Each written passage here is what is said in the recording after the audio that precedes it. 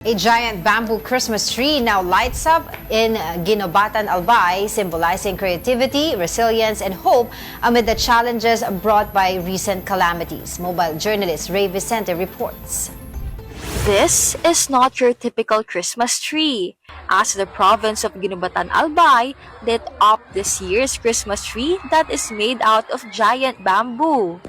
Natuwa po ako at namangha nang makita ko yung giant Christmas tree dito sa Ginobatan, lalo na't gawa ito sa bamboo. Talagang kakaiba at creative po siya. And with the LED lights on, the bamboo Christmas tree gains attraction online from its unique and artistic way of conserving material.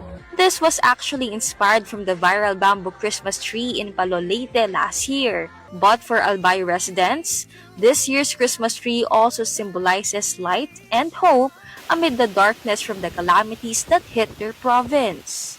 Ang tawag po is, ang mga taga-Albay ay Uragon. Very resilient po talaga ang mga taga-Albay. Kahit ilang bagyo na po yan dumating, talagang nanatiling matatag pa din po ang mga taga-Albay. Hindi po yung naging hadlang yung mga nangyaring bagyo before po yung lightning ng Christmas tree. Angeline emphasized how the recent typhoons instead unite them and still experience the spirit of Christmas. Dahil po sa ganitong mga events, mas pinapalapit po ng komunidad yung mga tao sa isa't isa. Para po sa akin, napapalakas yung loob. Napapalakas yung loob ng mga tao na bumabangon ng mga nakaranas ng mga unos ng mga bagyo.